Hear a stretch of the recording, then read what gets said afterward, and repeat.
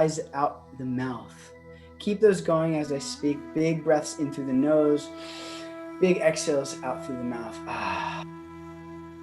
Great, yeah. It's wonderful to see your faces, to know that you're actually there. Keep those breaths really deep. Let each inhale be deeper than the one before it. Let each exhale be longer, deeper than the one prior. Take the deepest breath you've taken this whole year, right now. And biggest sigh of your life right now. Keep those coming. A few even deeper than that. Let it in. Let the music come in through your ears. Feel everyone's presence and connectivity, allowing you to soften and relax exactly where you are. Feeling gravity pulling you, grounding you into your chair, into the couch, into the floor. And as you inhale, feel that your lungs inflate with air to the point that, like helium, they lift off the ground. And as you exhale, everything relaxes, sinks deeper into the ground. Keep those breaths coming all the way in through the nose. Fill it up, take an extra sip at the top. And as you exhale out the mouth, let it be audible.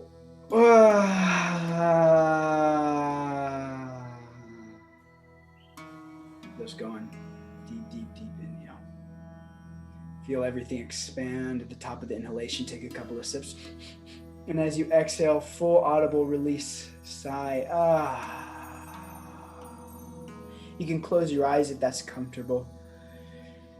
As you inhale, you can clench your face and you can clench your fists at the top. And as you exhale, just release all of that energy. As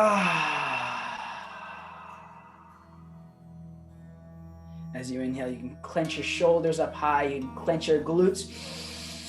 And as you exhale, fully release them.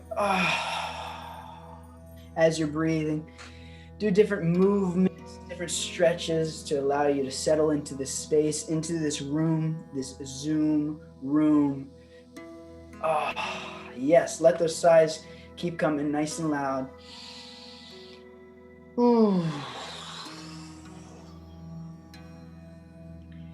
And on the top of your next inhale, I want you to hold it and take a couple extra sips into the top and keep holding it. A little bit more.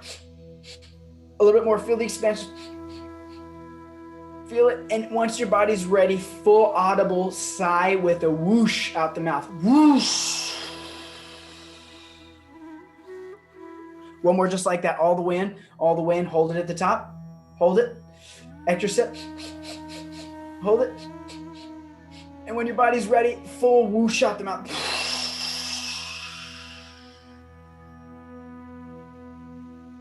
Slowly but surely, bringing your attention to the screen and connecting your eyes with everyone else here, giving them a smile, and putting in the group chat where in the world you're tuning in from. Because we're about to party from all around the world, doesn't matter where you're at, what time zone. But when we come together in this room, that's why it's called a Zoom room, because we're in the same room together. We have this opportunity to connect in ways unlike when we are in person. This is a very special opportunity. And so as you all put in where you're tuning in from, and as you're connecting and giving everyone here a big smile, we are going to have the illustrious teacher, Yamuna start to take us on a spectacular journey. So keep this feeling with you as we hear these wonderful, powerful, practical teachings. Yamuna ji.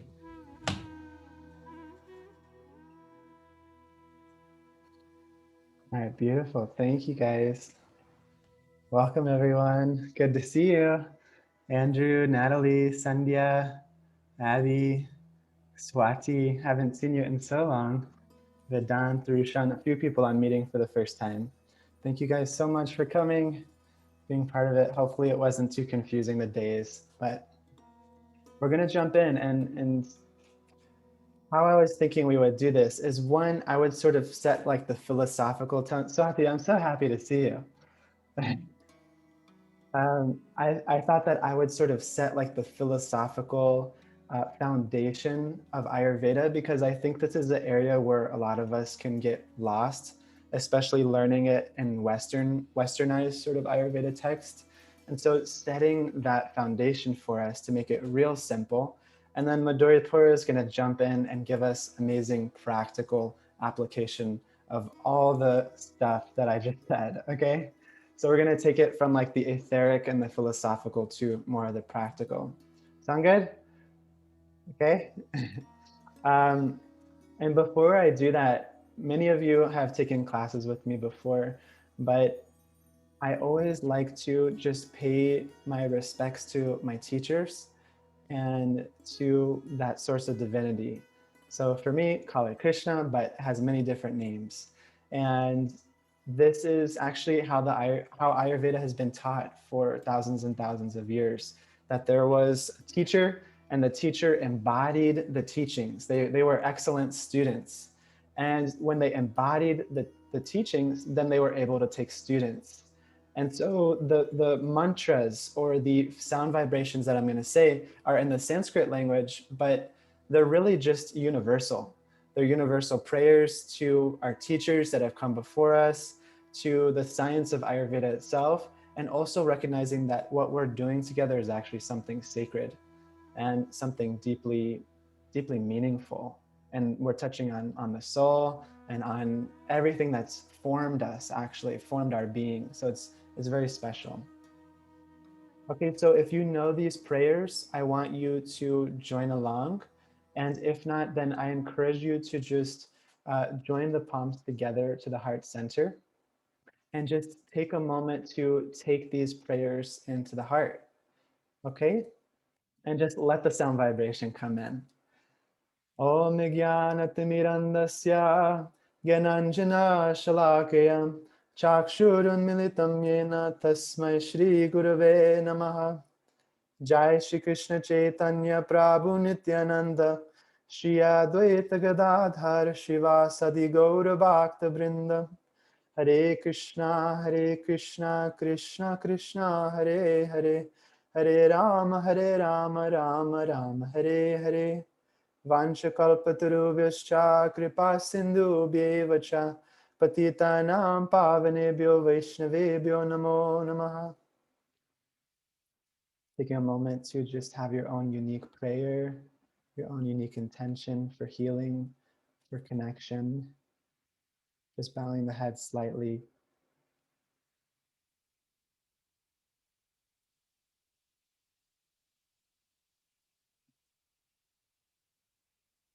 Okay, y'all. I feel super grateful to be with each of you. And it just feels great, you know, the power of prayer, the power of intention, the power of mantra. It's just something that is actually, it's medicine that's accessible at all times. And actually, when people first start learning Ayurveda, they just learn mantras.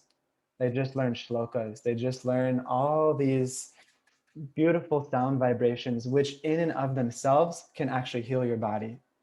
That's amazing. Anyways, there's like thousands of studies that have been done on sound vibration and the structure of water. When you say, you know, nice things to water, it makes beautiful crystal structures. When you say mean things to water, it makes really deformed structures when you look at it under a microscope. Anyways, there's like so much science out there about how sound vibration affects us, and we're practically completely made of water. So thinking how sound affects us. Okay, so I wanted to kind of go deep immediately. This is just how I roll. You'll see the contrast between me and Madhuripura because he's very fun, also very deep, but he makes the depth really fun, and I keep the deep just kind of what it is and how I frame it. Um, and so I wanted to just sort of frame the body as a universe and our being as a universe, right? So they say as within, so without. And in Ayurveda, the body is actually considered a microcosm of the macrocosm. And the more we study that, actually, the like more far out and trippy it gets, because you keep subdividing and subdividing, and you see the same principles are just coming up in every organ of the body, every cell of the body. The same principles are existing. And I'll say why that is. You know, someone could say, why is Ayurveda practiced and it's so old? Like, isn't it an antique form of like witchcraft or, you know, some, you know, shady form of medicine that they just used because they didn't know any better. They didn't know any better. They didn't have any microscopes. They didn't have, so they just, you know, made something that sort of worked. And most people are not even convinced it works at all. But what I'll say is, as long as water is wet, as long as fire is hot, as long as air moves and you breathe it, as long as earth is solid, the principles of Ayurveda will hold true. Because all Ayurveda means is, Ayur means life and Veda means knowledge. So it's the science of life.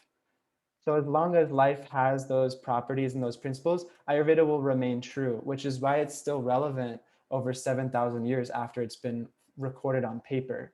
Before that, it had been practiced for hundreds of thousands of years without paper, just verbally. But then they saw, oh, people's memories are going down. People are not, you know, able to actually learn. Their minds are becoming more hazy. So then say, you know, we should probably write this stuff down, you know. And now the average attention span is something like, you know, 12 seconds. So I want to encourage us as we take a deep dive that we try to stay as focused as possible. And then also, if there's any questions that come up, like take it as your responsibility to resolve your own, you know, unclearness, your lack of clarity, and use us as resources, because we're here to make this hour and a half completely yours in whatever way you want us to serve you. Okay, so the body as a microcosm.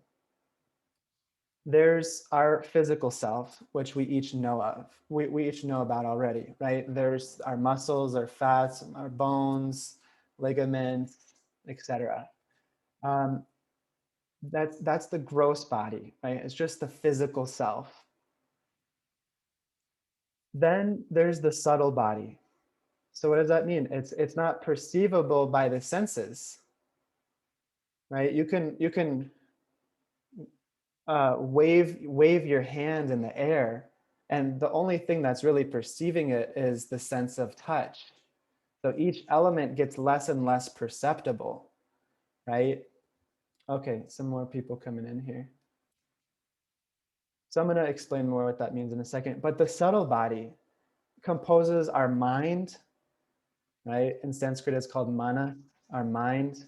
That's actually where the word mantra comes from, right? Manas is mind, and trayate means to control or to deliver, to liberate. There's the intelligence, right? Intelligence is not your IQ point. It's not how good you are at solving puzzles. It's not your ability to put the right, you know, words or grammar together, anything like that. But there's actually a cosmic intelligence that each of us possesses, and that's called buddhi. So you guys may have heard this word before, but buddhi, Buddhi. And when we develop the buddhi, it allows us to distinguish and discriminate what will actually be best for our evolution. That's ultimately the simplified function of the intelligence. What is best for my evolution? And then the mind, all the mind actually does is say yes or no. I want, I don't want. I want, I accept, I reject. It's doing that all day, right? Sometimes very annoyingly so, right? Which is why we like deep sleep, because it finally turns off. We're like, ah, finally. And then in the dream, it's like, and it comes back on. We're like, oh my God, I thought I could get away from you, but it turns back on. So there's our mind, our intelligence, and then there's what's called our false ego, which is in Sanskrit called ahamkar. So maybe Madhu, you can type these in just so they have the Sanskrit. It's not important. And basically what this is our false conception of ourself, right? So the story we've made about ourselves, right? Oh, I'm this many years old, I'm from this country, this is what I like, this is what I don't like. These are my religious views. These are my spiritual views. These are my political views. All those things are actually subject to change. And all those things are temporary. So the real you is not temporary. The real you is not subject to change, right? When you look at a picture of yourself as a baby, even though every single cell in your body has been completely replaced, right? Every cell, there's not a single part of you that has remained the same from when you were a baby. So your body, your physical body has been completely replaced. Your mind is definitely different than it was when you were a baby, right? You're not like just looking for milk or whatever all the time, or like mad you pooped your diaper. The mind has changed. The intelligence has also developed, right? Before the intelligence develops, our parents are just watching over us like hawks to make sure we don't walk in front of a car or, die, right? It keeps us alive.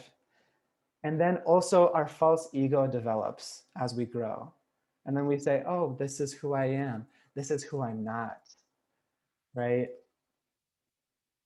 And it's not necessarily like an all bad thing. Like we need some sort of identity in this world that gets us places and allows us to relate to one another and allows us to evolve also.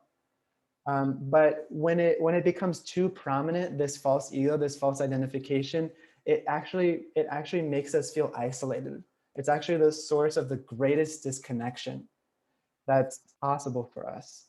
And then we start acting in a very distorted way. We act in a way that's distorted from the nature of the soul, which is very blissful, full of knowledge, full of eternal, everlasting, right? And we make decisions based on the false ego. And so anytime we feel very averse, or we have addictions, or real heavy judgments or critical nature, this is all the ahankar, or the false ego. Right? And it's like a thick smog that's surrounding our being. Okay, so that's your subtle body, right? So we have the physical body, which is just our flesh, our bones, water. We had a subtle body, which is the mind, intelligence, and false ego. And then inside of that, the innermost part of us is called the Atma, ATMA. That means the soul, the self, right? And so some of you may have heard this already. You're like, oh yeah, I know I'm a soul. We've heard it 1,000 times.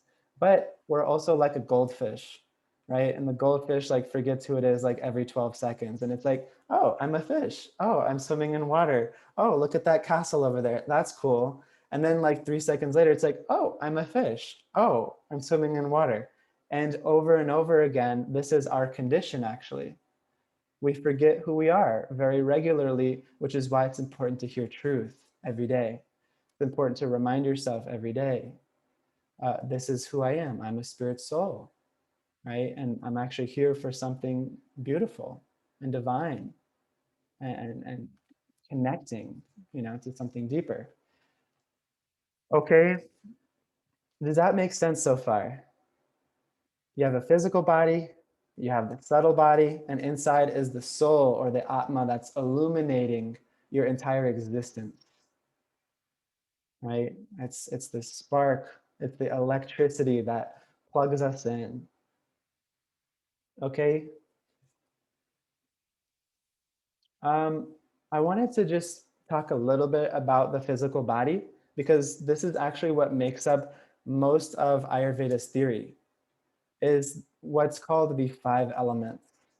I'm going to make the 5 elements really simple. Okay.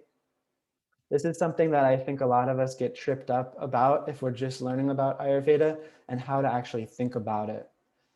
And I think also when we think about, oh, it's based on 5 elements, it doesn't seem like it's anything concrete or scientific. So it becomes a little bit confusing, right? And we want to relate everything to allopathic medicine and equate it with allopathic medicine. So it becomes confusing to try to make it synonymous. Not everything in allopathy and Ayurveda is going to be able to be synonymous. Allopathy is a 200-year-old science, and Ayurveda is a 7,000-year-old science. And allopathy is based purely on physiology, while Ayurveda also looks at the subtle body and it looks at the soul, right? So those two layers that we just went deeper with, it also takes those into account And allopathy just looks at the disease, while Ayurveda looks at the person, right? It looks at the whole person and how are they responsible? How are they responsible for the reality they're experiencing right now, right? Which is almost the entire opposite of what allopathy is teaching. Is just take the pill, you're not responsible, and it'll fix it. This is not a total bashing of allopathy. I think it's excellent for severe cases, for chronic disease. It can save your life. If you need a surgery, you need something, really, really traumatic happened, get allopathy for sure. But I want to dive into these 5 elements, okay? So 1 is ether. Ether.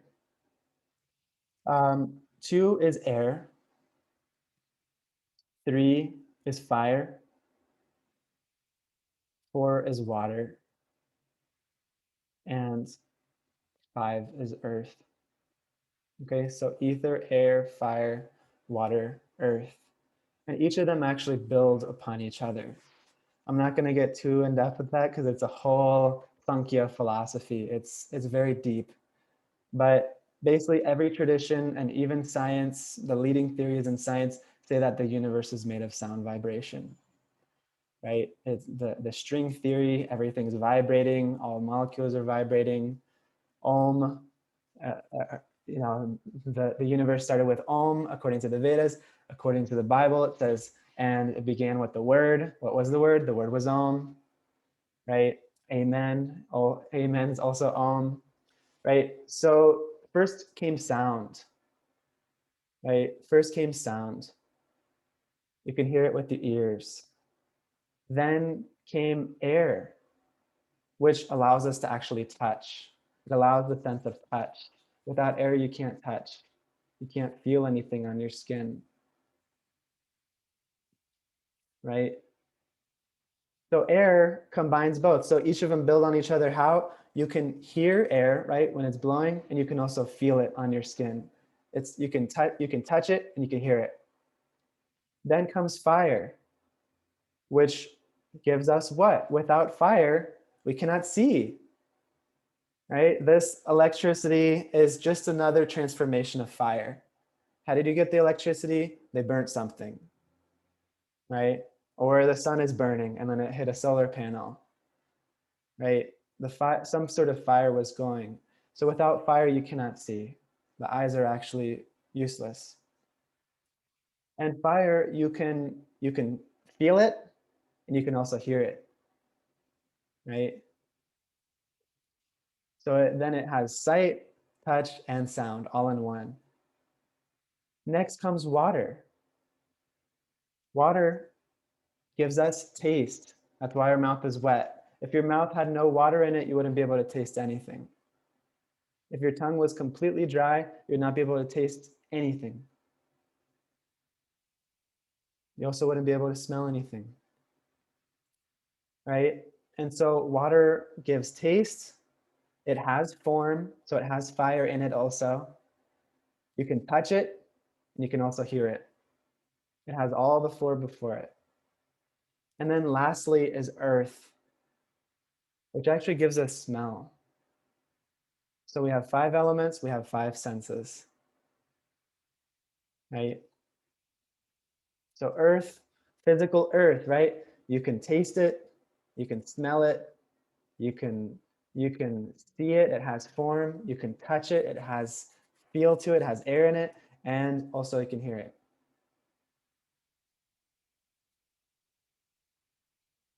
Okay, so don't get too lost if this is already a lot, but just know that there's 5 elements. This is according to Ayurveda. I'm going to show in a very simple way how these things are expressed scientifically.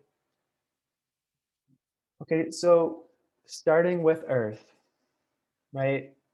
How does earth compose? What are the qualities of earth, first of all? Solid. Earth is solid. Earth is stable, right?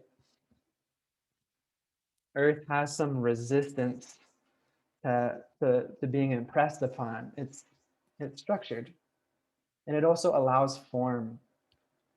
right? So what does that look like in our body?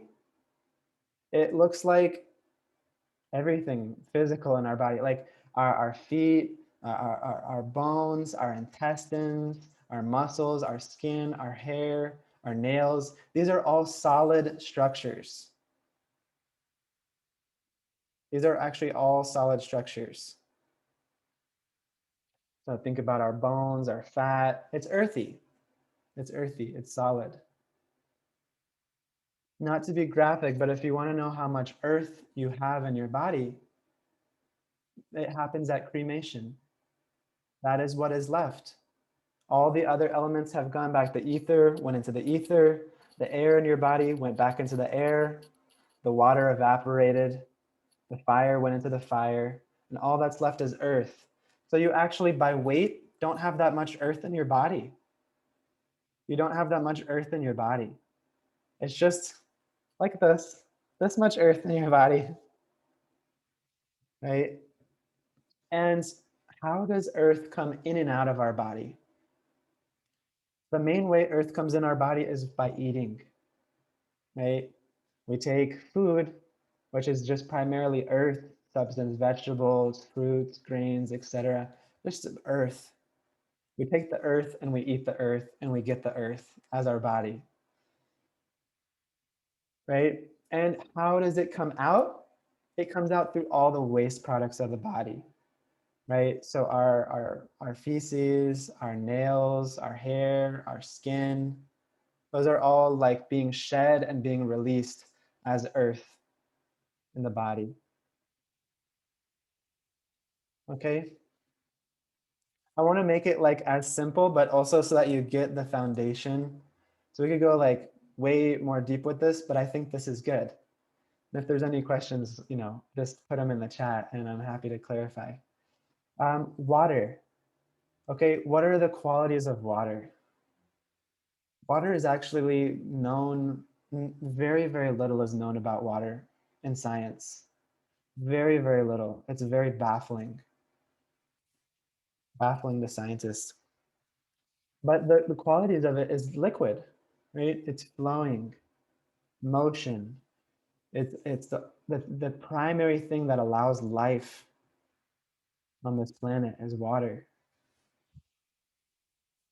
How does it manifest in our body? There's so many liquids in our body, right? The blood plasma we have, the blood, the urine, the sweat, the saliva, the mucus,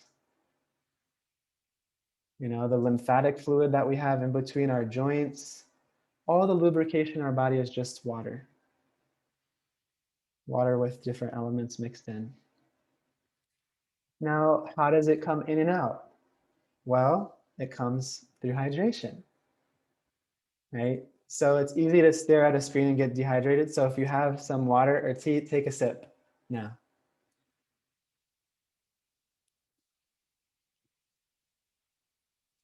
Right? It's so easy. Like, how many times do you guys catch yourselves just like getting absorbed in the computer and then you're like, oh my God, I haven't like breathed deeply or like drank water in like 5 years, you know? Yeah, I feel that too. Like, even I'm trying to be conscious of it and still sometimes I'm like, oh my God, when's that? I drank water like 5 hours ago. What's going on? Um, so the primary thing is hydration. And then how does it go out? Through our sweat, through our tears, through our urine, right? That's how it goes out. So all I'm trying to elucidate here is that there's 5 elements. They give us 5 sense perceptions, and they're also manifest in the body in a certain way and provide certain functions, right? So at least we have like a well-rounded, very clear, like that's what earth is, that's what water is, that's what fire is. Okay, next is fire. What are the qualities of fire? It creates light, it creates perception, right? It's radiant. It allows movement from place to place, right? They say your neurons are firing. Any movement that you have is because your neurons are firing and the fire element is present. Your brain is also another place of fire, the intellect, right? Your cognizance, your eyes, which perceive And also when someone's really fiery, what do? They squint the eyes and they look at you and they kind of judge. Someone's got too much fire in their body. They're kind of perceiving and piercing with that fiery glance. You guys know someone like this, and it might be you. I definitely have fire. That's why I can communicate, right? Because that's the fire principle, is digesting information, digesting food, digesting emotions, right? And then being able to communicate that using fire, right? So what does this look like in the body? Well, our digestion. The digestive system is incredibly complex. Every part of your body is digesting, not just your belly. Imagine that. Every part, your eyes are digesting, your ears are, your tongue is digesting, your nose is digesting, your skin is digesting, your mind is digesting. It just means something's coming in and it has to be processed. And when that thing is not processed, we call it stress, right? An unprocessed emotion or experience or food, it's called stress. That's what it ends up being. Okay, and it also is our hunger, right? The sense of hunger, our thirst. Oh, I'm thirsty. Sexual activity, our metabolism, the brain, intelligence, vision. I already named some of these things. That's physically what it looks like in the body. How does it come in and out? Well, this one's kind of fun to think about. What do you guys think? How do we get fire in the body, into the body? Just take a guess. Make you guys use your fire right now. See some smiles. Come on. Don't Maybe be shy. food? I mean, you're Food? digesting, so Yeah. What about the food? How is that adding fire? mm, I don't really know. It just came to mind, food. So Yeah. Yeah. Yeah, there's no wrong answer here. Right? We're just going to develop like a more developed answer would be like, first of all, it's stimulating our fire, right? You smell food, it's going to yeah, make your it's true. fire start going. Also, if your food has any spices in it, that spices will be fire. That's what a spice is. It is fire in a potential form.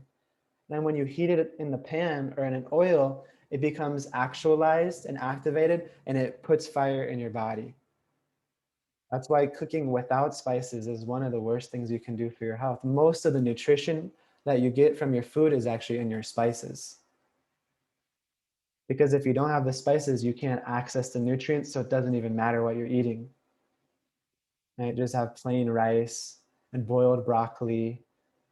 Like people think like, at least when I first became vegetarian, I was like, this is what my life has reverted to. This is like what it has come down to.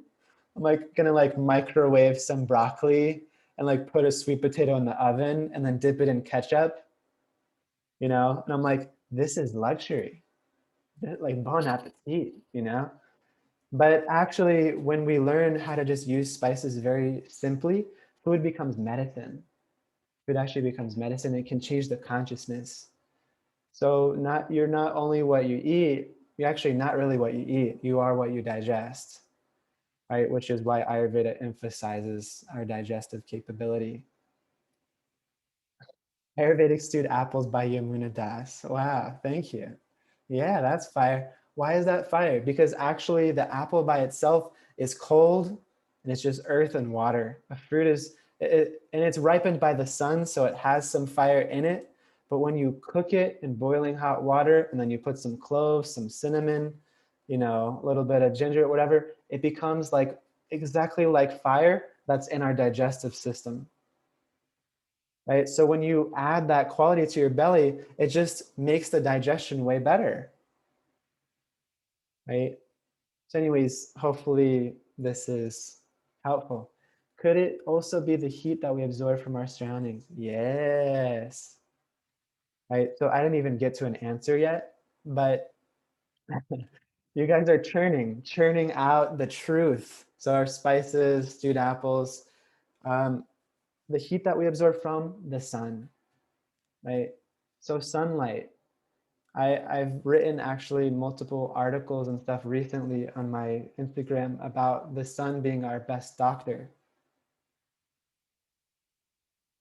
And anyways, I'll tell a little story that one of my Ayurvedic master teachers, his lineage of Ayurveda goes back over 5,000 years. His family has been practicing Ayurveda for over 5,000 years. And his, great, great, great, great, great, great, great, great, great, to the 10th power or, 20th power, whatever it is, grandfather was one of the Ayurvedic physicians that lived on this island near India.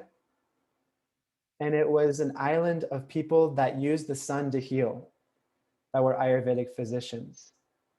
And not to get too on a tangent, but Krishna, who appeared around that time, had a son, and that son got leprosy. And they took him to this island to treat the leprosy.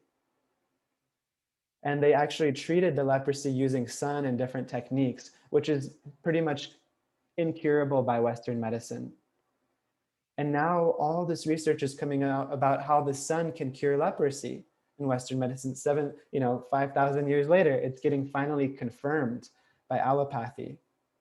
They knew these things. The sun is a doctor, right? The sun is generally framed as an enemy now, like the sun gives you cancer, right? How is it that skin cancer has increased 25 times, by 25 times in the past 90 years? Yet we've switched from 75% of people working outdoors to 75% of people working indoors. So we're spending exponentially less amount of time in the sun, yet skin cancer has risen by 25 times with 3 times the mortality rate that it did before. How is that possible? Is it the sun that's the issue? Or when you try to distort the sun through sunscreen, through sunglasses, through putting the sun in a light bulb and not getting the full spectrum. And then when you alter nature and you take it into the body, the cells don't know what to do and they start to fight. So anyways, I could give a whole class on the sun as a doctor, but I'm not going to go there. But it was a good tangent. So the sun is one way we get fire. Exercise is another. Our digestion, right? And how does it go out? Through our respiration of our body, right? Through the body releasing heat and the body retaining heat and metabolizing. Every cell is metabolizing, right? Okay, then air. What are the qualities of air? Everyone take a deep breath in and exhale. One more deep breath in. Exhale. It's a gas. It's gaseous. It has subtle movement to it. You can't see it, but it's moving something,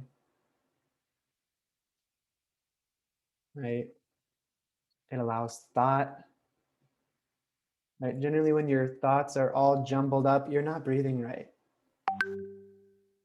You're angry, you're sad, you're frustrated, you're stressed. Notice the air element in your body is lacking because air is the movement of thoughts, movement of emotions. It's the easiest way you can change your chemistry because you're doing it 24/7. You're breathing, right? So what does that look like in the body? It looks like our nervous system, which is sending movement, right? It looks like our lungs in the body. It looks like cellular respiration, right? Every single cell in your body is actually respiring using vayu, using the air element, right? How does air come in? Through our breath. And the quality of your breath determines the quality of your consciousness. Okay? And then lastly, out of our 5 elements, just concluding, ether. Okay? So ether, it means space, right? That's all ether means, is space. It's like the fabric upon which sound moved, right? And it also allows communication, self-expression, connection. There's all these radio waves and telephone and Wi-Fi and 5G and 4G and 3G, all these things going through the air right now that you cannot perceive, right? Different frequencies. It's going through your body right now, thousands of them, thousands of different channels, radio stations, people speaking different languages, people speaking about basketball. It's literally moving through your body right now. And so when we tune a radio to that channel, it allows us to access the message.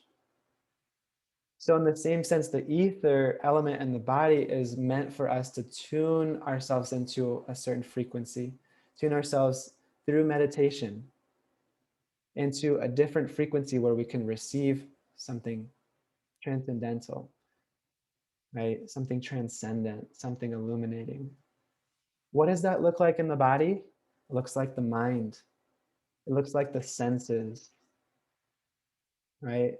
It looks like all the spaces in the body, right? You have your oral cavity, you have this big cavity here, your head, you have the cavity of your digestive system, the GI tract is a cavity, the respiratory tract, the abdomen, the capillaries, the tissues, the cells, the nervous system.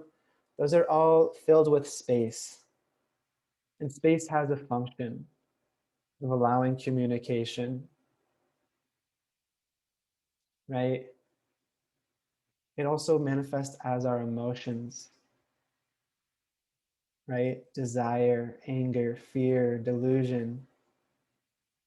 It's the mental environment. It's subtle. It's just so airy and spacey. It can go anywhere. It's not a physical, dense sort of thing.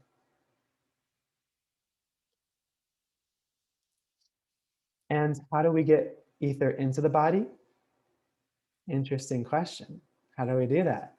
Well, one is through breathing, and it's not necessarily the air, but the air carries all the 5 elements actually in it.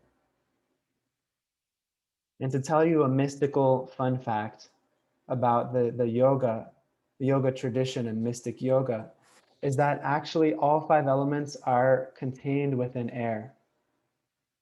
And the yogis knew how to extract each of those elements from the air.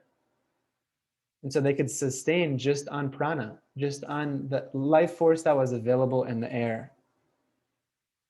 When you think about what is our brain, they say this is our brain, it's functioning by ether. Then what's the second brain? Does anybody know? This is very common now in the last 10 years, what our second brain is. You guys know. Someone point, yeah, the gut, right? They call those bacteria yoginis. In the Sanskrit text, they knew about bacteria. They called them yoginis because they're yogis that are fighting disease. And guess what? The gut has as much bacteria in it as the skin does. The skin is equally important as of a microbiome as our gut is.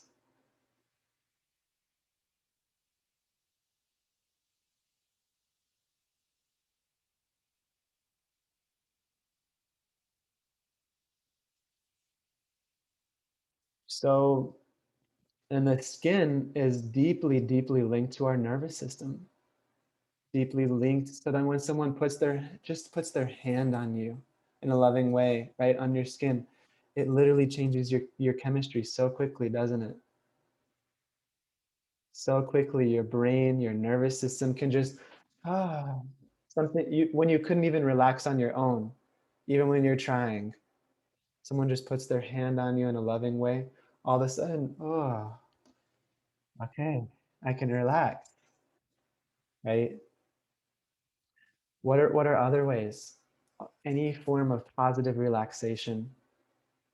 We need to learn how to actually relax in Western world. We think relaxing it means tuning out our intelligence and stimulating the mind and drowning out the intelligence by stimulating the mind as much as possible through TV, through hearing something, through eating something, through whatever it is. Having a beer, having a smoke, having sex. Most people think that intense stimulation is actually relaxation. But the yogis were actually complete experts at relaxing as a method of self-realization. Because when the first thing of Yoga Sutras is Yoga Chitta Vritti Nirodha. It means, yoga means when you stop the fluctuations of the mind. What happens when you do that? Oh, you see the Atma. You see the soul. And so the yogis would use a process called Yoga Nidra. They would lay down on their backs on the floor and go into anyways, how Yoga Nidra is taught now is not how it was taught for thousands of years. Same thing with yoga, same thing with meditation, same thing with Ayurveda. It's not how it was taught before. But it was actually a method of self-realization where you can go in to where only the ears are accessible. I'm going to stop talking because I really want to hear Madhuripura. But the last thing I'll say is when you go to sleep at night, your body actually shuts down in the order of the elements. So the first thing you lose is your sense of smell, earth. Water, next thing you lose your sense of taste when you're falling asleep. Then there's fire. You lose the sense of the optical nerve firing and giving image. Then touch. You even if you know your hand is like this on your body, you won't feel it anymore. You won't even know that you're touching your own hand when you're falling asleep like that, or even someone else's hand is on you, or the sheets are on you, right? Or your head is on the pillow. All that will be erased. Then you just have sound left. And if something loud happens, immediately you get sucked out of the sleep, which is why we use an alarm clock, right? We don't like have a device that releases a smell to wake us up, or something that pokes us to touch us. The most potent thing is the sound. And it's the last thing to allow us to relax. And so when the yogis were in Yoga Nidra, all that was left was they let go of the touch, they let go of the smell, they let go of the taste, etc. And all they were doing was hearing the instructions of their guru to go deeper and deeper into a meditation, and everything else was let go, and they could actually meet Paramatma. They could actually meet God or divinity in the heart through the Yoga Nidra. We're going to have a master yogi actually teach this process in Veda life in our program. I do it almost every day now that I've learned the traditional process of Yoga Nidra. And so relaxation, meditation, proper sleep, mantra, pranayam, all these are ways that ether comes into the body. Okay, that's all I'm gonna say, because I've been blabbing. I've been taking up a lot of the ether here. So hopefully that makes sense. Hopefully your fire is digesting. And now I want you guys to all give your love and attention to Madhuripura, who's gonna show us how to actually implement all the far out things I just said. If Yamuna's brilliance just came through in a way that you feel like a better person, and your mind feels illuminated by knowledge. Give me like a head shake or a bobble or something of sorts. Give me something like that. Yeah, get some movement. A lot of the way They're all he shaking just their head no. They're like, their head's about to explode. Is what it's explode with bliss. It's amazing how Yamuna is putting these concepts, which are frankly tangible things that we perceive. Like these things are in awareness at all times, but giving reason to what we perceive, isn't it? Everything that he's explaining, which very eloquently elaborating on these principles of Ayurveda, are taking that which we are already aware of into real awareness. That which we know exists if we turn our attention there, but actually putting our attention there in a way as to understand the situations of life or the different elements of life. At every second, we're seeing and perceiving the various elements. But what does it actually mean practically? In order to understand something, you have to understand the intrinsic essence of the thing. You have to understand the function of that thing. To the extent that something is theoretical or it's an idea, it remains in the level of the mind, or theoretical, frankly. And as soon as you take these ideas and then turn them into practices, you practically apply them. That's when it takes something from knowledge or just a basic transmission to actually a realization, something that you chew, you digest, and you process like that. So how do we take these brilliant ideas that you've been so wonderfully sharing with us? How do we start to take them and implement them into our life in practical and sustainable ways? Everyone repeat after me: sustainable. Sustainable. Yeah. So, and before we jump into that, guys, shake a little bit more for me. Like just go like that. Like just get a little bit of movement, because yeah. We want to like shake up the mind, shake up the body a little bit, because we're about to do some crazy stuff. So like, let's start with something crazy. You guys do different twists of the joints and different shimmies and stuff. Nothing too crazy. Stretch, make a weird face. All right, great. Take a deep breath. Get all the air out as much as possible. All right, and we're back. All right, so how do we take this information and make it that much more practical? So the cool thing is Ayurveda makes things really simple. It's like, all right, you got 5 gross elements. Gross means in terms of tangible, right? Even it was talking about also we talk about like the mind, body, and soul, right? The mind is those 3 the subtle body, those 3 elements. Does anyone remember what those are? You guys give me a first letter with your hands if you remember. There's the 3 subtle elements. We put it up in the group chat earlier. Yep, we have the M for mind, manasa. What's another one? We got like the B for buddhi or intellect, I. And then we have what? The ahankara or the ego. Yeah. The ultimate sense of the identifying principle. That's the subtle body or the mind. That we talk about unembodied spirits. That's what that is. It's an entity that does not have the tangible, physically, the 5 elements, the 5 practical elements. And then all of those are being driven by the soul, the real you, embodying. So that's a lot of information, and it's quite consolidated too. 8 elements, 3 subtle and 5 gross. Now, if we're looking at these 5 gross elements, Ayurveda makes it even easier. It's like, how could, what's even easier than 5 is 4. What's even easier than 4? 3. So how do you now take this information, consolidate that into 3 forms that these elements are perceived in the body?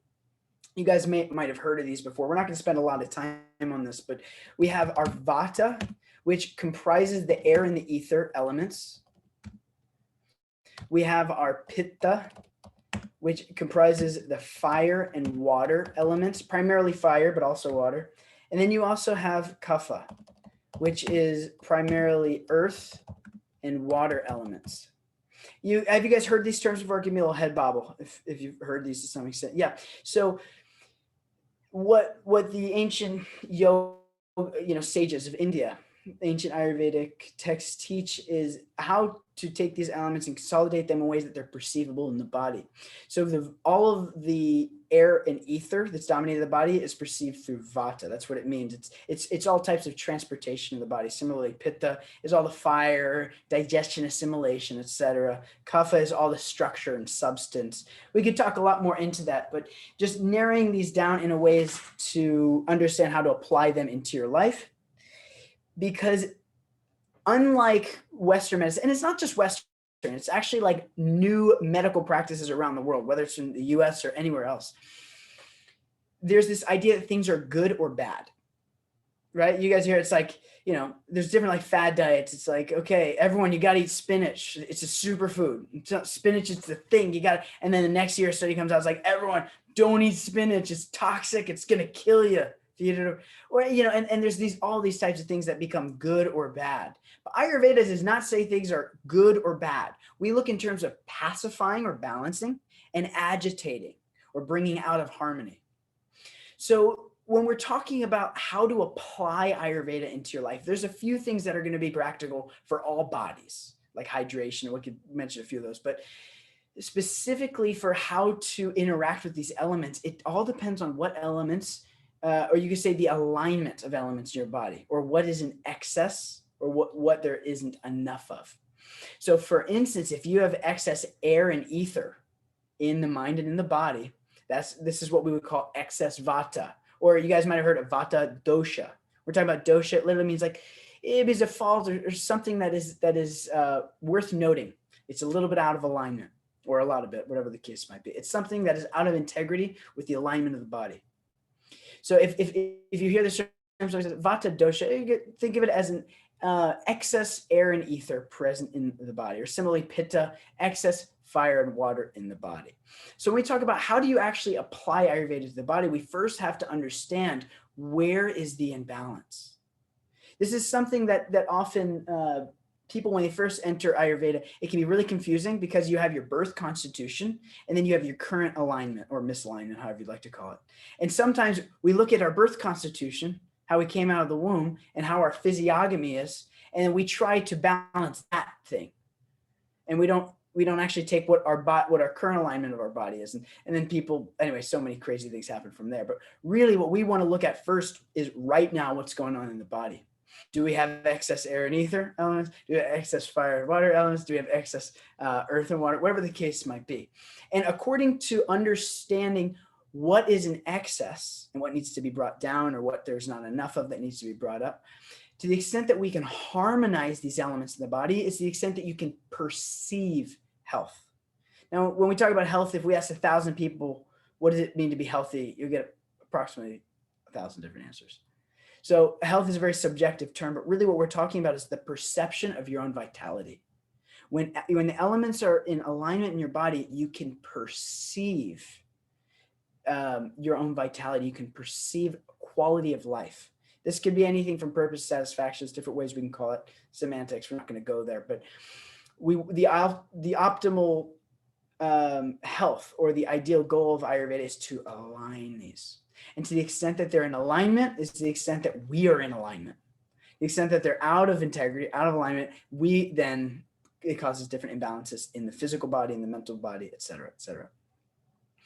So what are some of those things that are going to be balancing for all living entities, specifically all human bodies? 7.7 billion approximately. Well, the cool thing, as Yamuna was so wonderfully explaining, the cool thing that all bodies require is what? Pinky up. Go ahead and take a sip with me, everyone. That's right. Water, as they say here. Water.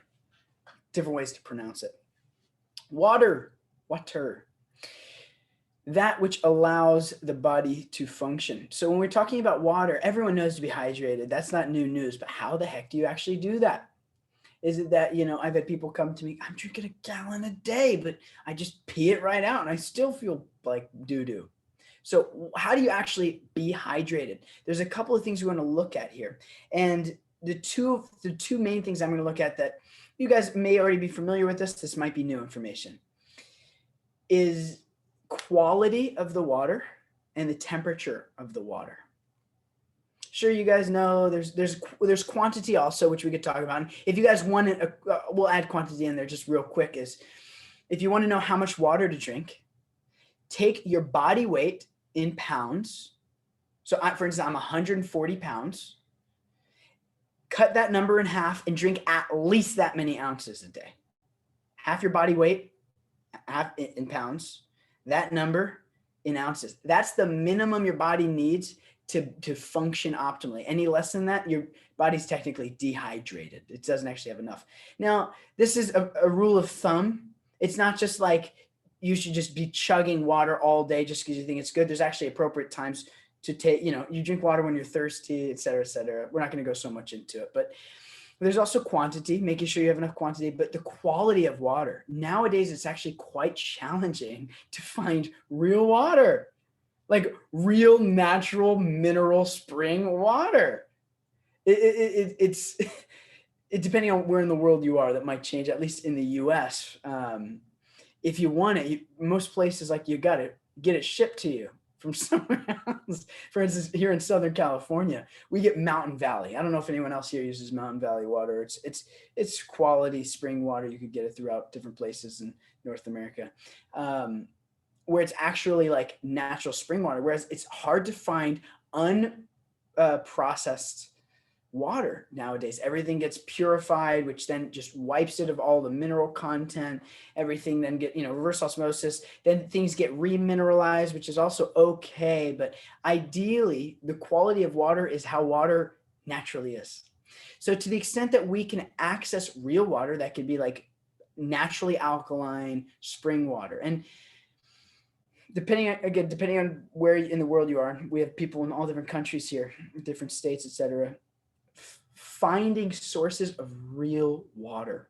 Nowadays, you can get Icelandic water, you can get even like Fiji water, you could get Mountain Valley. There's different spring waters available, and frankly, they're more expensive than the cheap bottled water. Why is that? It's because it's real.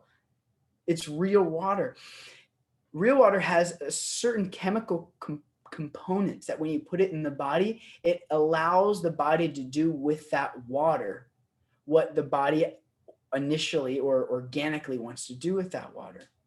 So good question with rainwater. This is like a controversial thing in some thoughts around the world. It depends. It actually really depends. Like traditionally, there's ways to take rainwater and naturally purify it.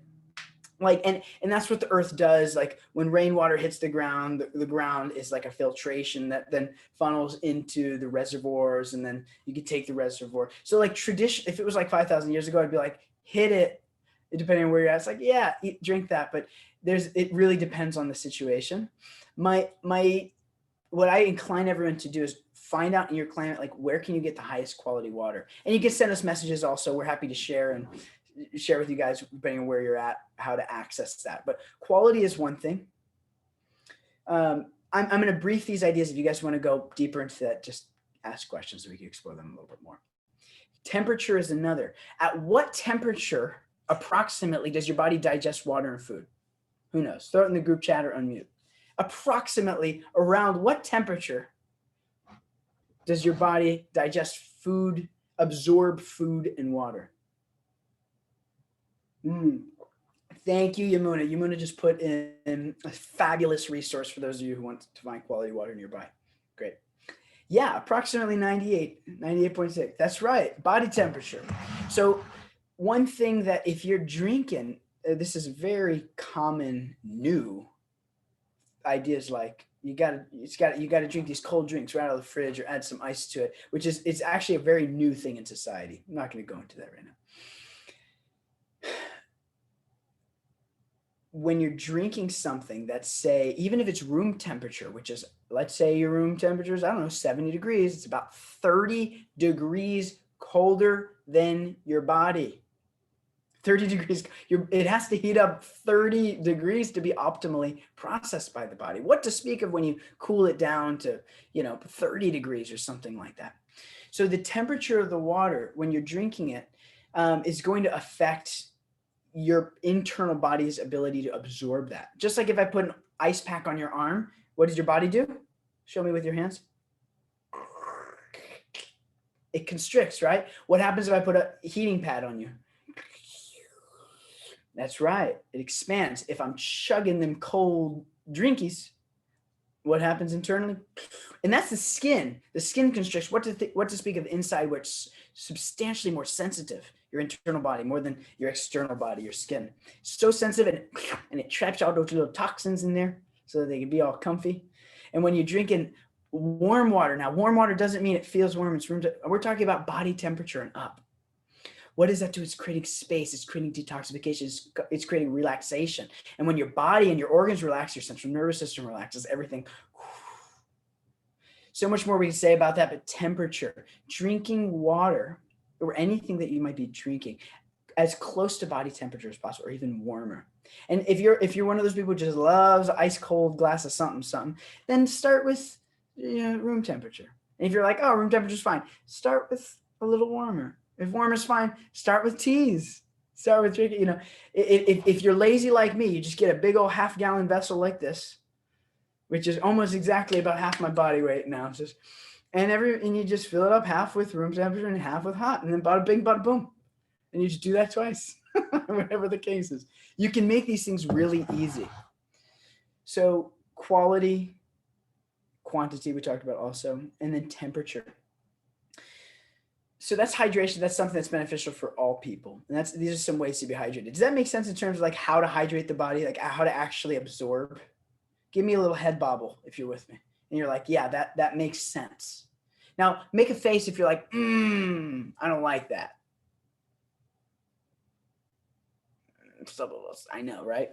Try it on for size. I encourage everyone to just try that. Do hot liquids just for one day. Watch how you feel.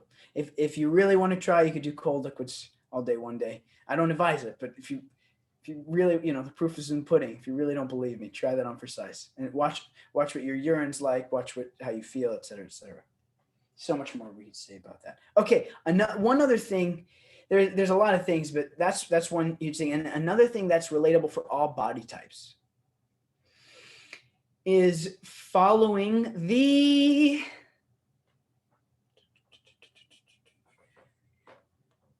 what am I talking about? Waking up with the sun. Yeah, waking up with the sun, and just in general, following the sun. Sun, sun, sun, here it comes. The sun is very cool. We are sun bodies. We're a little sun, as one of my teachers, actually one of our teachers in India, who's one of my favorite living entities in the world. He's one of the craziest, most brilliant geniuses that's ever existed, ever lived. He calls us, you have sun body. You have a sun body. We all have solar bodies. Obviously, there's lunar as well that affects us, but we function and we thrive according to the sun, according to the laws of nature. So for instance, the sun starts to come up, and then what other thing starts to rise after you rise, you wake up, and then what starts to happen after you wake up, after a little bit of time? What does your body start saying? Make this. You could try here. Make the sound in the group chat. Gurgle, gurgle. What happens as the sun starts to rise? You're hungry. You're thirsty. That's right. Your appetite, your internal fire, which reflects the big external fire, the sun. Your internal fire starts to increase, starts to come up. I'm not going to talk too much about astrology, Jyotish, which is a sister science of Ayurveda, and they're completely in line. But as things come through the ascendant or come through our rising house, as we are rising, and as the sun comes through our chart, through our day, according to the time frames with Ayurveda, we encourage different activities at different times. Now, we don't encourage it, but nature encourages it. So we encourage what nature's doing. So that is, the sun starts to come up, and that's when you eat a little something. You help encourage, you stoke that fire. You say, yeah, thank you, fire, for coming back today. We really appreciate all that you do and making sure my life stays how it is and alive, that is. And then the sun comes up, and then when the sun's high in the sky, what happens? We get real hungry. That's when all fires of our bodies like, we got it. That's when it's easy to do things. What do you want to go? Let's do it. I got work to do. What do you guys want to do? Let's go. That's when energy, it's easy to be active when the sun's high in the sky. Similarly, as the sun's coming back down, right? The fire is also going back down. We don't necessarily have such a huge appetite. We don't have that energy we had when the sun was high in the sky, right? But as it's coming down, there's still a little bit of energy. So we eat a little something to help, keep the fire doing what it does. And then what happens, the sun goes down and then you go down. You can imagine a life without any artificial light. That's what happened every day. If you don't believe me, go get a tent, go live in nature for 2 weeks. Watch, no phones. You'll see the sun goes up, you go bing. Sun's high in the sky. Sun goes down. What happens? You zonk out. That's just what happens. It's working with the biorhythms of life.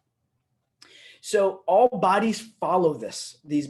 We all have these biorhythms, and it changes according to your climate a little bit and your time zone and how far you are from the equator. There's some details change for the most part, but what doesn't change is from sunrise to sundown.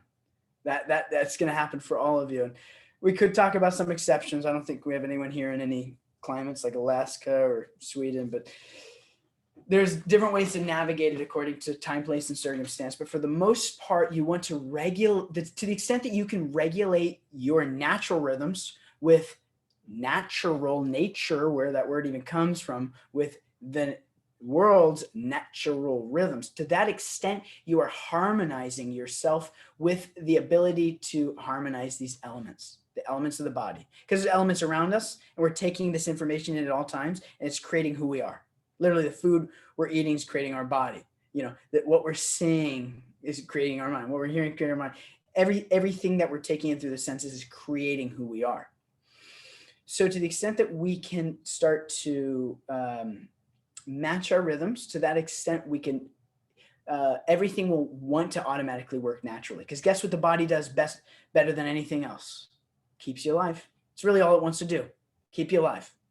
Anyone notice that? You ever try to do something stupid? The body's like, I'm going to heal this because you're a dum-dum. Why? What? That's just what it does. It keeps you alive. It's doing everything in its ability, using the intelligence it has to keep you alive. So to the extent that you can encourage the body to do what it does best, you will be able to experience harmony and health. So that means waking up at least with the sunrise. Earlier is even better for those with interest in a spiritual practice, but at least with the sunrise. And even if that seems hard, move your bed closer to the window, keep the shades open at night. When the sun comes in, it'll be that much easier. Try to wake with the sun. Similarly, as the sun's coming up and as that fire of digestion comes up, and different times for different of you, 7, maybe 8, maybe 9, whatever it might be, then you eat a little something. Eat a little yummy digestible food. More we can say about that, but a little something. And then again, when the sun's high in the sky, that's when you can digest. That's when your fire is strong. So that's when you want to eat the biggest meal of the day. Similarly, as the sun's going down, dinner time, eating something small again. You don't want to overwhelm the digestion as to disrupt your sleep. Rather than sleeping and detoxing and processing, you'll be digesting and confusing the body, frankly. And then similarly, after the sun goes down, start to go down. That ain't the time to go run the marathon or go do that crazy thing sometimes the mind wants to do. It's the time to go down with the sun. The ultimately thing we're talking about here is regulating your body with nature's patterns. One of my teachers, she's spectacular. In my opinion, she's maybe the most, if not one of the most brilliant Ayurvedic doctors in the world. Her teacher, or one of our teachers, would not accept students or clients that did not vow to be asleep before 10 at night. Because his opinion, frankly, and the opinion of Ayurveda is just by being asleep before 10 or soon after the sun goes down, within 2 or 3 muhurtas, soon after, an hour and a half, 2 hours after the sun goes down. Just what that does to the body, most of the healing will happen in your body. Most of the healing will happen in your body if you're asleep before 10. And you could say right around 10 for most of our bodies. Like that's how powerful it is to regulate your body with nature. So that means finding a time to wake up and go to bed so you get enough sleep, but ideally by sunrise or even a little bit before. And then similarly, just count back the amount of hours that you want to sleep. If it's 8 hours, great, it's 8 hours. Go to bed at 9:30 and wake up at 5:30, whatever it might be. Find something that works, that's sustainable, and then try it. And if you're like, it won't work, try it. Just try it for 2 weeks. If it doesn't work, no problem. Go back. I don't go back. If it doesn't work, money back guaranteed for today's event if it doesn't work. Similarly with eating, find times that you can sustainably eat around that time, because what that does is it tells the body to trust you. It knows when it's going to get what it's going to get. And what that does is it allows the body to function on these biorhythms easily. Whereas when you're skipping meals, you're eating at sporadic times, eating and sleeping at sporadic times, the body then goes into a type of stimulated system, which then doesn't allow optimal healing, optimal relaxation. To the extent that you can regulate these times, it doesn't have to be on the dot, within 30 minutes either way, whatever the case might be, but around the same time. To that extent, your body will trust you, and inevitably it will work optimally. And you'll find people, you might even know people in your life that they don't even eat the highest quality foods, or they don't even live like a super yogic lifestyle or whatever the case, but like clockwork, they're up with the sun, they're asleep early, they're eating at the same time every day. And just that allows them to live a long, healthy life. What to speak of someone who then lives a regulated life and includes the quality of the elements they're putting in, the quality of the food, the quality of the water, et cetera, et cetera. So these are two things that, without a doubt, if you guys just do those two things, and if you're like, just those two things, Madhu? Yes, just those two things, Madhu. Just those two things. You will, without question, experience a higher quality of life. We haven't even talked about that. We haven't even talked about the unique things in addition to that you can do to help balance the elements in the body. And we'll do another workshop soon that we'd love to see. We're all with, and trainings that we'll talk about in a second, but when we're going to these 1,000 times deeper, we just dig in like a foot in, like, see, we're gonna like dig a trench, a deep well into this stuff, where it becomes more specified into your individual psychophysical natures and certain balances, the elements in the body. But again, these are things that if any human does, you're gonna experience the benefit. Especially if you're doing other Ayurvedic practices, which simply mean other things that are balancing for the mind and the body, you'll perceive the effects of those, the efficacy of that, substantially more by applying these two things. Proper hydration, which means, again, we have quantity, we have quality, and then we have temperature, as well as regulating your body with the sun. And again, there's each of these topics, we have like different classes designed for in the upcoming Veda Life program, which we'll take a minute just to mention. Has anyone here heard of the upcoming Veda Life program that Yamuna, myself, and the most spectacular teachers in the world, in my opinion, are offering? Give me a little head bobble if anyone. Yeah, so you guys have to some extent or another heard of this, and frankly, I could say it's the most exciting program I've ever been a part of, because we're talking about these things in depth, but practically. How to understand these ancient sciences according to a Western mind in a way that we can immediately that day end the call and immediately apply into our life to perceive the benefits, to perceive on a daily basis. I mean, frankly, like so much so that I often say, like, really, if it doesn't work, I'll pay you for the training. Like, that's how confident we are in these things working and actually seeing the results in your life. And it's a 5-month training. Actually, Yamuna, could you share a little bit about the Veda Life training for those, just some of you guys are already familiar with it, but how it relates to what we're talking to today? I'm protecting my indriyas. I'm protecting my senses by using these. But yeah, I'll just say very quickly, we had a whole IG live about this, and we talked about so many different things about destroying dissatisfaction in our lives, and how the key for destroying dissatisfaction is actually investing in the 5 most important values in our life. And that's our health, our wealth, our spiritual life, our relationships, and our purpose.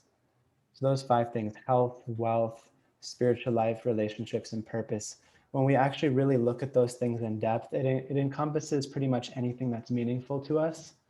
And when we actually look at the truth of how valuable each of those categories is to us in a scale, like, if we had to like rank them, and then we actually lived putting our energy, our time, our thoughts into actually consistently investing in them in that way, there's no possibility for you to feel the amount of disconnection that we're used to, where normally we feel so many different things about our life and our own empowerment, our own place in life, our own sense of purpose, our relationships that are not exactly as we want, our health.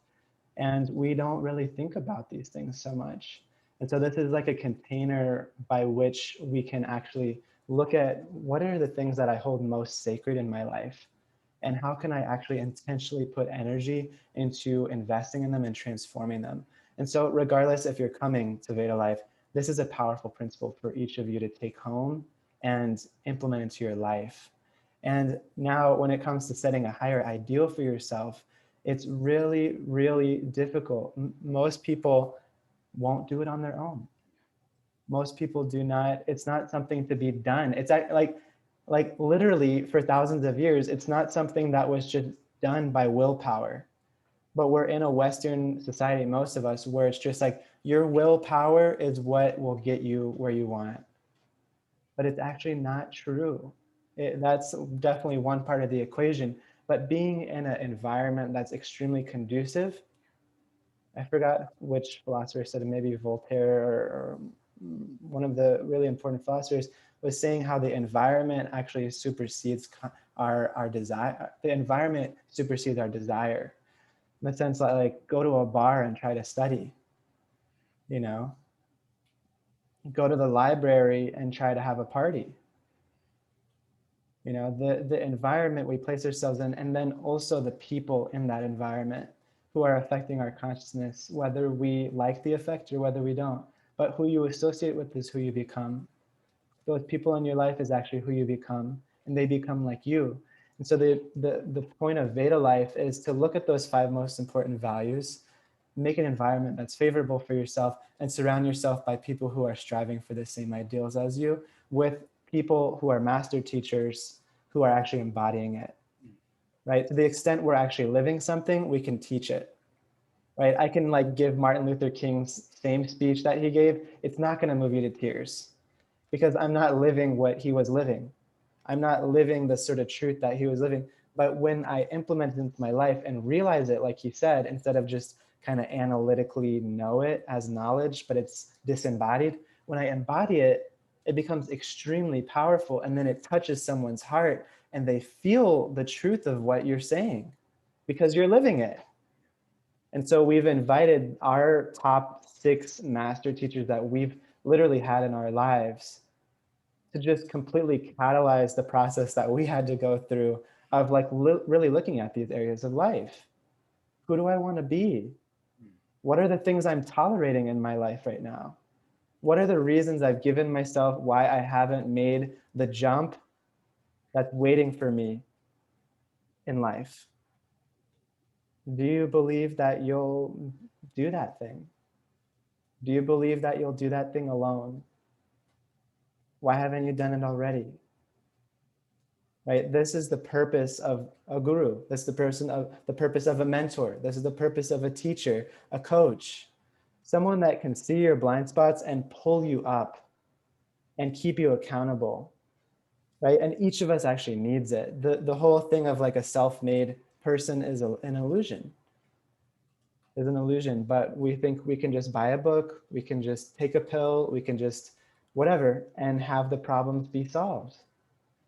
So anyways, that's a lot of words, but Veda life is really special in that sense that we thought about like, what is the most powerful and impactful things that we've learned in our time on this planet, and literally made that the syllabus, and then invited the people who embody those things the deepest and the best, and invited them to teach it in very powerful ways Ayurveda, mystic yoga, pranayama, self-healing, how to deal with money, how to have conscious relationships, how to have a dynamic spiritual practice. So that's what this is about. And you can either come for 8 weeks or 20 weeks. It's the same container, just a different amount of time, depending on what you like. And we're happy to serve you. We're happy to connect with you one-on-one. And like he said, it's just 5 months of this, except each time going a little bit deeper, deeper, deeper, deeper, and giving you time to chew on it and digest it. So that by the time you look back 5 months before, you're like, oh my God, what just happened? Yeah. What just happened with my life? So we invite all of you, and also all of you who are going to watch the recording, to connect with us. And we're happy to serve in this way. It brings great joy to do something that also we're going to I'm excited to take my own program, right? I'm like excited to be a part of my own thing. That's how I know it's going to be amazing, because the people that are part of it are just spectacular. The character of the people, character is what transforms our heart. So yeah, that's what I have to say. And yeah, so much love to each of you actually for being here, for donating this life force. Now, you could be doing anything else, right? You could be doing anything else, but Some good shows on Netflix. You've donated your life force to deepening your conception of yourself and of life and what's sacred to you. And that's super special. Now keep it going. Keep doing that. Keep making that step. And it becomes very, very powerful. Put yourself in fire. You're going to feel the heat. Yeah, we're so grateful to see each and every one of you. And just to reiterate what Yamuna said, we're here to help however we can. Really, there's no reason to do any of this other weird, occult, far out stuff other than to utilize it to transform our lives. So if there's anything that we shared or anything that ideas that we share that you're interested in learning more about, let us know. We're here to help you guys however you can. If the Veda Life program is something that intrigues you, if as you're hearing Yamuna, you're like, that's what I want, let us know. Like, we'll find a way to make it work for you guys. Because the ultimate thing is so that it serves you and helps transform your guys' lives. So either way, you guys do have one homework from today. You guys ready for your homework? We'll call it fun work. Let's call it fun work. Same idea. After this session, within 24 hours of right now, you're going to send us back your takeaways. That could be a sentence. It could be like one sentence. It could be like 5 paragraphs.